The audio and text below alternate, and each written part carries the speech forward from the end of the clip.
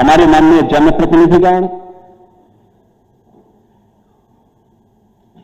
हमारे बार से जुड़े हुए सभी हमारे अधिवक्तागण और उपस्थित बहन और भाइयों, मैं सबसे पहले उत्तर प्रदेश के इस सीमावर्ती जनपद में, चंदौली जनपद में आज भारत की न्यायपालिका से जुड़े हुए हमारे सभी वरिष्ठ न्यायमूर्तिगण, माननीय मुख्य न्यायाधीश जी के नेतृत्व में आज यहां पर पधारे हैं। मैं काशी विश्वनाथ की इस पावन धरा पर, बाबा कीनानाथ की इस पावन धरा पर उनका और सभी माननीय न्यायमूर्तियों का उत्तर प्रदेश की जनता की ओर से और आप सभी बार से जुड़े हुए और चंदौली जनपद के साथ साथ इन सभी जनपदों के नागरिकों की ओर से, अधिवक्ताओं की ओर से हृदय से मैं स्वागत करता हूं, अभिनंदन करता हूं।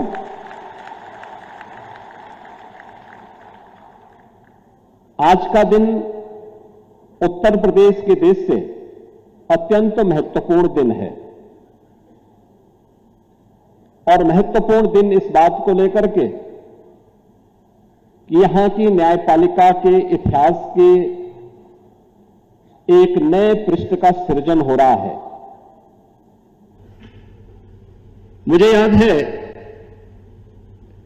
कि अपनी एक यात्रा के दौरान उच्चतम न्यायालय के हमारे आज के मुख्य न्यायाधीश माननीय श्री सूर्यकांत जी ने इस बात का उल्लेख किया था कि न्याय सहजता के साथ प्रत्येक नागरिक को उपलब्ध हो सके, इसके लिए आवश्यक है कि कुछ ऐसे मॉडल बनने चाहिए जो इंटीग्रेटेड हो, एक छत के नीचे हो। हम सब इस बात को जानते हैं कि आदरणीय प्रधानमंत्री श्री नरेंद्र मोदी जी ने 2014 में आने के बाद देशवासियों को ईज ऑफ डूइंग बिजनेस और ईज ऑफ लिविंग के लक्ष्य को प्राप्त करने के लिए तमाम प्रकार के रिफॉर्म किए। इंफ्रास्ट्रक्चर को देश के अंदर अत्याधुनिक बनाने की दिशा में कदम बढ़ाए। आदरणीय प्रधानमंत्री जी की प्रेरणा और प्रयागराज के उस कार्यक्रम में जब आज के मुख्य न्यायाधीश महोदय ने इस बात के लिए कि कोर्ट कॉम्प्लेक्स भी इंटीग्रेटेड होना चाहिए, हम लोगों ने उत्तर प्रदेश के अंदर कार्य करना प्रारंभ किया। और मैं धन्यवाद दूंगा कि इलाहाबाद उच्च न्यायालय के हमारे मुख्य न्यायाधीश महोदय ने, इससे पहले इलाहाबाद उच्च न्यायालय के मुख्य न्यायाधीश के रूप में माननीय श्री बिंदल जी ने इस दिशा में पूरा सकारात्मक सहयोग किया और उत्तर प्रदेश सरकार ने एक साथ उन 10 जनपदों में जहां पर अभी तक स्वयं के डिस्ट्रिक्ट कोर्ट नहीं बन पाए थे, उनको एक साथ अपनी स्वीकृति दी कि यहां पे इंटीग्रेटेड कोर्ट कॉम्प्लेक्स बनने चाहिए।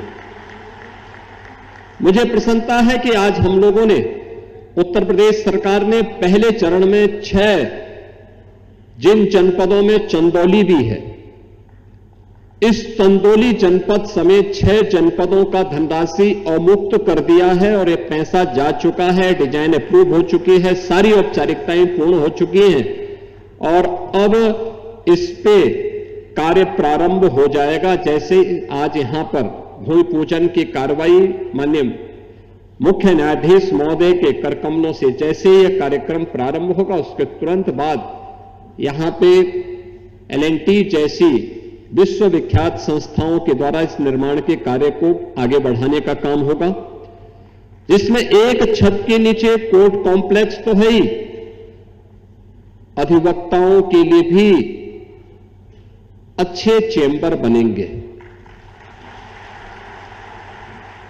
न्यायिक अधिकारियों के लिए आवासीय सुविधा भी रहेगी और स्पोर्ट्स की सुविधा भी रहेगी, पार्किंग की सुविधा भी रहेगी, तो कैंटीन की सुविधा भी रहेगी। अब ऐसा नहीं होगा कि न्याय के लिए लड़ने वाले, जूझने वाले हमारे अधिवक्ता स्वयं दिन की रोशनी में, जब उनके चेंबर में कोई वादी जाता था, वादकारी जाता था, तो उसको दिन में ही चेंबर से सूरज के दर्शन होते हुए दिखाई देते थे। टूटे हुए चेंबर नहीं, बल्कि एक अच्छा हाई राइज बिल्डिंग में उनके लिए भी बेहतर चेंबर की व्यवस्था इस कैंपस में हम लोग देने जा रहे हैं। और ये सुविधा एक साथ यहां पर माननीय मुख्य न्यायाधीश की प्रेरणा से आज उत्तर प्रदेश के अंदर 6 जनपदों में यह सुविधा उपलब्ध हो रही है, जिनमें चंदौली है, महोबा है, अमेठी है, शामली है, हाथरस है और औरैया है। 4 अन्य जनपदों की कार्रवाई अगले कुछ महीनों के अंदर हम उसको पूरा करते हुए उसे भी आगे बढ़ाने का कार्य करेंगे। और मेरा मानना है कि यह भारत के न्यायिक इतिहास में एक नए स्वर्ण अक्षर के रूप में यह पृष्ठ जुड़ेगा। और इसकी शुरुआत उत्तर प्रदेश में हमारे आदरणीय मुख्य न्यायमूर्ति के करकमलों से आज प्रारंभ होने जा रहा है। हम लोगों का इस बात को मानना है कि लोकतंत्र की सशक्तिकरण के लिए अत्यंत आवश्यक है कि हमारी न्यायपालिका उतनी ही सशक्त हो। एक कॉमन मैन को जितनी सहजता के साथ, सरलता के साथ न्याय प्राप्त हो, उतना ही उनके पास अच्छा इंफ्रास्ट्रक्चर होना भी आवश्यक है।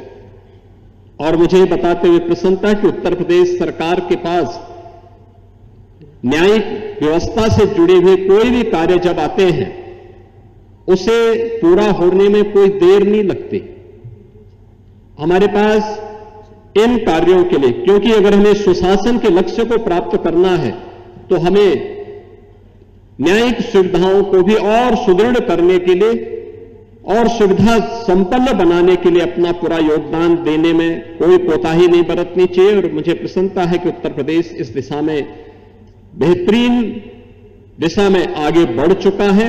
मैं आज के इस शिलान्यास कार्यक्रम के अवसर पर इन 6 जनपदों के साथ ही उत्तर प्रदेश के अन्य जनपदों में, जहां भी प्रयागराज, अभी वाराणसी के बारे में भी हमारे उच्चतम न्यायालय के वरिष्ठ न्यायमूर्ति माननीय श्री विक्रम नाथ जी ने इस बात का उल्लेख किया कि वाराणसी में हम लोग तो हर जनपद में चाहते हैं कि हर जनपद में इस प्रकार के कोर्ट कॉम्प्लेक्स बने। और ये सचमुच ये 6 जनपद पायलट के रूप में हम लोग प्रारंभ करने जा रहे हैं। और मैं इस बात के लिए आश्वस्त करता हूं प्रदेश सरकार की तरफ से कि पैसे की कमी नहीं, आज के दिन पे इच्छा शक्ति की कमी जरूर दिखती है। आप दृढ़ इच्छा शक्ति के साथ कार्य करिए, सरकार का पूरा सहयोग मिलेगा। मैं इन सभी 6 जनपदों के हमारे न्यायिक अधिकारियों को, अधिवक्ताओं को, जिनके द्वारा लगातार इस बात की आवाज उठाई जाती थी, और यहां तो चंदौली जनपद में तो यहां के जनप्रतिनिधि भी और यहां के अधिवक्ता भी लगातार आंदोलन करते थे। मैंने यहां बार एसोसिएशन को बुलाया लखनऊ, मैंने कहा आंदोलन क्यों कर रहे हैं भाई, ये तो अब स्वीकृत तो हो चुका है, आप आराम से जाके अपना न्यायिक कार्य करवाइए, उसमें योगदान दीजिए। बाकी इस कार्य को माननीय उच्च न्यायालय के साथ मिलकर के हम बहुत शीघ्र आगे बढ़ाएंगे। और मैं धन्यवाद दूंगा आज यहां पर भारत के मुख्य न्यायाधीश महोदय और उच्चतम न्यायालय के हमारे वरिष्ठ न्यायमूर्ति के साथ साथ अन्य न्यायमूर्तिगण यहां पर उपस्थित हुए हैं। इलाहाबाद उच्च न्यायालय के हमारे तमाम न्यायमूर्तिगण आज के समारोह में उपस्थित हुए हैं। मैं उन सब का एक बार फिर से हृदय से स्वागत करता हूं, अभिनंदन करता हूं। और आप सभी को इस इंटीग्रेटेड कोर्ट कॉम्प्लेक्स के शिलान्यास के अवसर पर, भूमि पूजन कार्यक्रम के अवसर पर हृदय से बधाई देता हूं, अपनी शुभकामनाएं देता हूं। धन्यवाद। जय हिंद।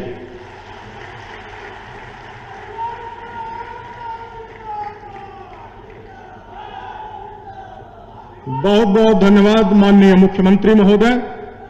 आप सभी गणमान्य अतिथिगण से अनुरोध है कि कुछ ही क्षणों में एकीकृत न्यायालय परिसर की आधारभूत संरचना के संबंध में दिखाए जाने वाले वीडियो डॉक्यूमेंट्स की प्रस्तुति के साक्षी बने। टेक्निकल टीम से अनुरोध है कि वीडियो डिस्प्ले करें। उत्तर प्रदेश का नवोन्मेष आज भारत की न्यायपालिका से जो